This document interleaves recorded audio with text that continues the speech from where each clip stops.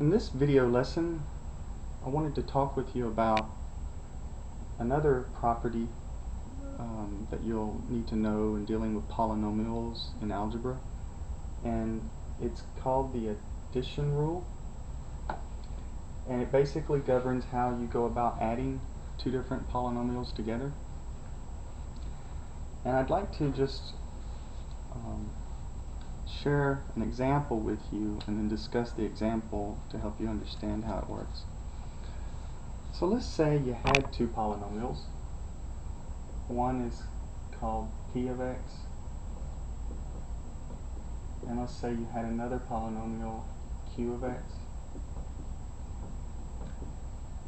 And each of these polynomials are going to have their own set of terms and things of that nature. And so how do we go about adding these? So let's say p of x was 2x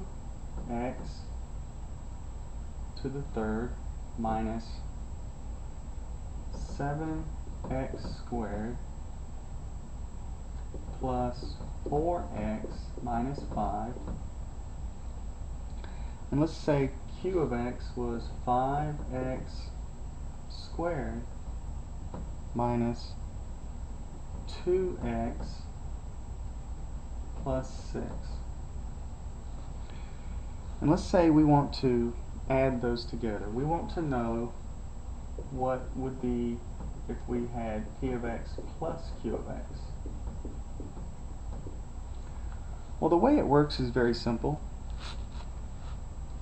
You basically will go through and look at the two polynomials and look at each of their terms, and you'll group together all of the terms that are of the same power. And when I say terms of the same power, I'm referring to, for example, here you have x squared and there you have an x squared. So those two terms and these two polynomials are up to the power of 2. You know, usually you're used to hearing people say x squared. Well, when you're talking of polynomials in algebra, people also a lot of times refer to its power, and so here it's to the power of 2, and that's what they mean by it. You know, what power. Again, this x to the 3.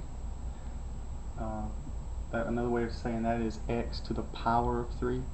So you'll hear that terminology used.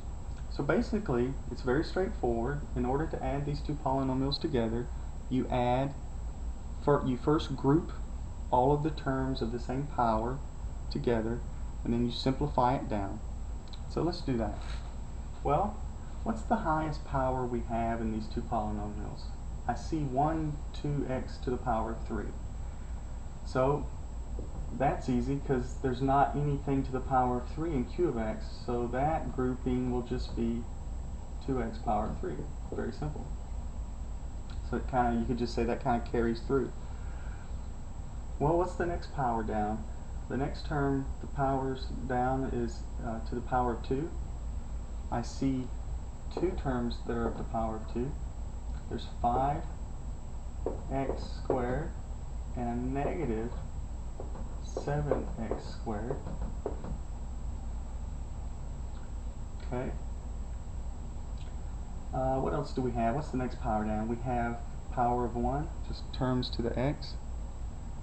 And so we have a positive x, we have a positive 4x and a minus 2x. So grouping that together, 4x minus 2x. And then at the very end, we just have the constants of each polynomial, and those two also get grouped. And if it helps you in terms of speaking in terms of power, you can think of a constant in a polynomial as actually also being to a power, and those terms you could think of in terms of being to the power of 0. Anything raised to the power of 0 is 1, so x raised to the power of 0 is just 1.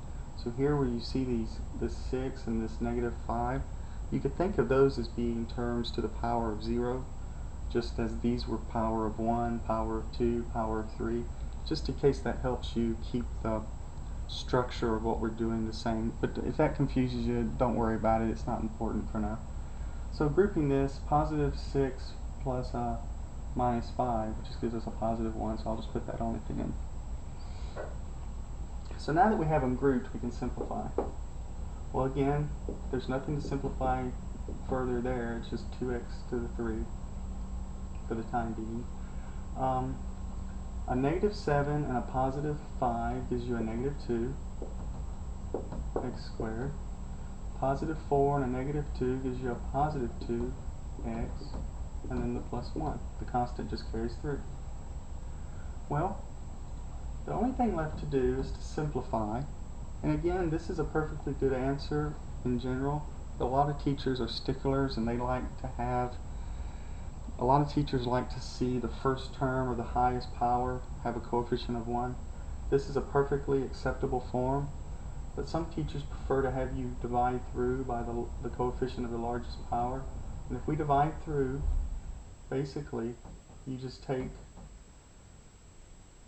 the 2 of the highest power term and divide through. So 2 over 2 is 1. Negative 2 over 2 is negative 1. 2 over 2 is 1. And 1 over 2 is 1/2. And then that's the result. Both of these forms are correct. It's just they're slightly different versions of each other. You could have stopped here, and most people would have felt that this was a correct answer. Some people like to see it simplified down to where the largest term has a coefficient of 1. And that is how you apply the addition rule when you're adding polynomials.